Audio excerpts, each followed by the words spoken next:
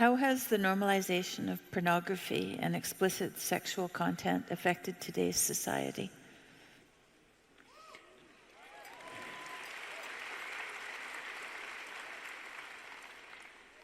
Well, I'll tell you something that you might not know. This is quite interesting. So, I studied antisocial personality for a long time, mostly at McGill, although I kept, so that was for about 7 years.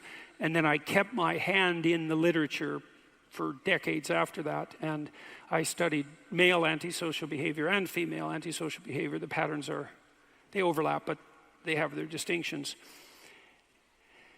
And I know there's a constellation of symptoms, so to speak, that make up criminal behavior and its precursors. And the essence of criminal behavior is predatory parasitism. And so that's really the definition of psychopathy. So a predator is obviously someone who will take from you what is yours. And a parasite is someone who will manipulate you into working for their advantage. And a predatory parasite is a psychopath. And then you can decorate the psychopathy in various ways. So if you're an extroverted parasitic predator, then you're a charming psychopath. And if you're an extroverted, non-neurotic predatory parasite, then you're a fearless, charming psychopath. And that would make you a movie villain, right? Because the psychopaths that you see portrayed as supervillains in some sense are extroverted, non-neurotic, so fearless, predatory parasites. And they have the same charm that a cobra has. And so, now most people who are antisocial aren't antisocial to that degree. There are other patterns of behavior and attitude that are associated with that tilt towards criminal exploitation. And one of them is early sexual experience and multiple sexual partners. And so it turns out that the constellation of symptoms that's associated with criminality and its extension into psychopathy is also associated with short-term mating strategies, promiscuity. So what does pornography do? Well, that's pretty self-evident once you know those other facts. It's like it tilts people hard towards a short-term mating outlook, and that's a bad idea. It's like it's not a good idea to employ sexuality in the services of short-term gratification. Why? Because short-term gratification is a bad strategy. Why? Because short-term gratification doesn't iterate well, and you know this. This is why it's not that good an idea to overuse cocaine. It's like, well, it's a great drug. Activates the system that is at the base of positive emotion itself. That's what it does technically. Why not use it? Because people, psychologists, researchers think, well, why do people use drugs? That's a stupid question. Yeah, I'm dead serious about that. We absolutely know why people use drugs. What we don't know is why everyone doesn't use them all the time. And here's how we know this, for example. There are three broad categories of drugs of abuse. There's the anti-anxiety drugs, alcohol, barbiturates, and benzodiazepines. And there's the psychomotor stimulants, and that's cocaine and amphetamines, essentially, methamphetamine as well. And there's the opiates, which are analgesic. Now, we'll leave the hallucinogens aside because they're a strange category, and they're not technically they're not drugs of abuse, and there are reasons for that. But cocaine certainly is. Now, what does cocaine do? Well, you have a biological system within you that is activated when you're moving towards valuable goals. And the subjective experience of activation of that system is positive emotion. It's enthusiasm. It's engagement. It's the sense that you're doing something vital and meaningful. And cocaine and drugs like it activate that system. So it's no mystery at all why people will use cocaine. Well, so what happens if you use it all the time? The answer is you go downhill very, very rapidly. And short-term impulsive hedonic gratification is not a strategy that iterates well across time.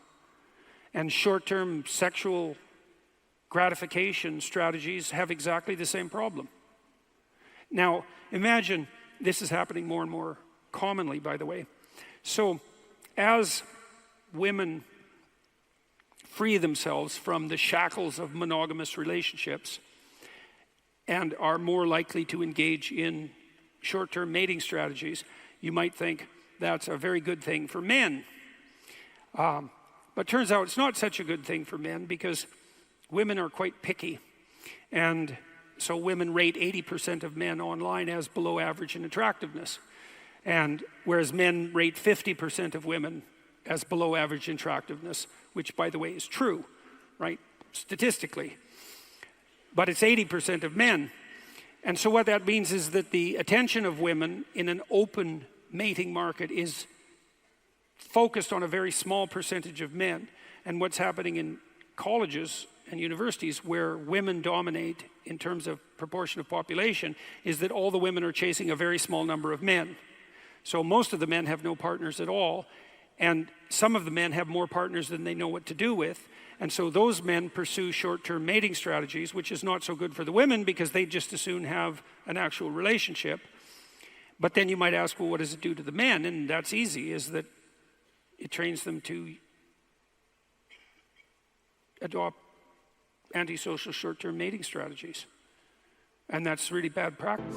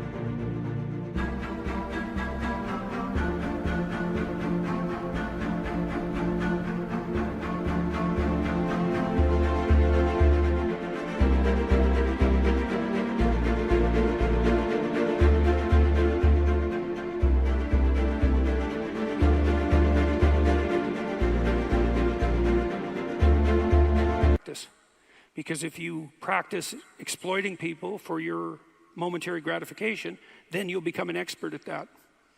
And that's an antisocial / psychopathic mode of interaction. And you might say, so what? Look at all the sex. And the answer is, well, that's just not going to work out very well for you as you try to build yourself something approximating a stable and fulfilling life. Because you are not going to be able to do that if you treat other people as if they're the device for your momentary gratification. No one who's sophisticated in any real sense is going to put up with that. And so it might work well in the short term, but it's a absolutely cataclysmically dreadful medium to long-term strategy. We know this too because psychopaths use strategy like that because they're predatory parasites. And to be a successful psychopath, unless you operate online, which is where most psychopaths operate now, you have to keep moving. You might say, well, everyone successful is a psychopath. It's like, no, that's actually wrong.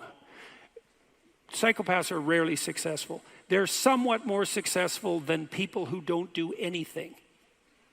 But in order to maintain any success at all, they have to be itinerant.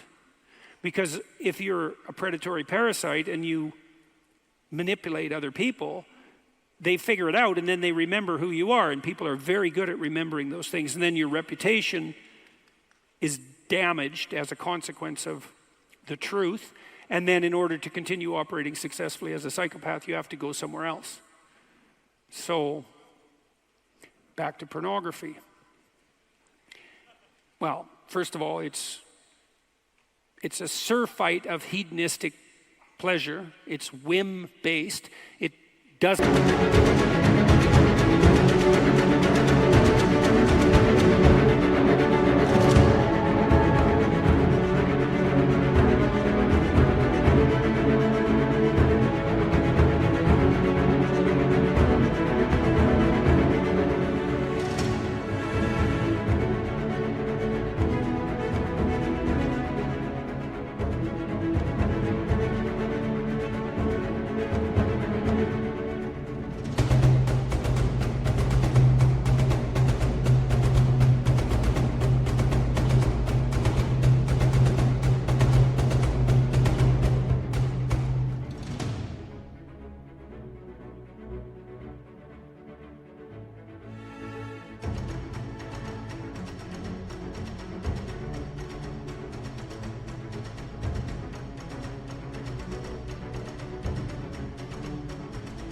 doesn't constitute the kind of action that lays the groundwork for functional relationships. It stops you from being desperate enough to go and put yourself on the line in a real relationship. It trains you sexually to respond only to pornography. It requires that you use more and more novel forms of pornography as your habit develops in order to get the same kick. It increases the probability of impotence in real life. There's nothing about it that's good. And then the fact of its wide distribution online, let's say, also entices girls into the kind of quasi-prostitution that characterizes, OnlyFans and sites like that. So, no, this isn't a good thing. It's not a good thing. So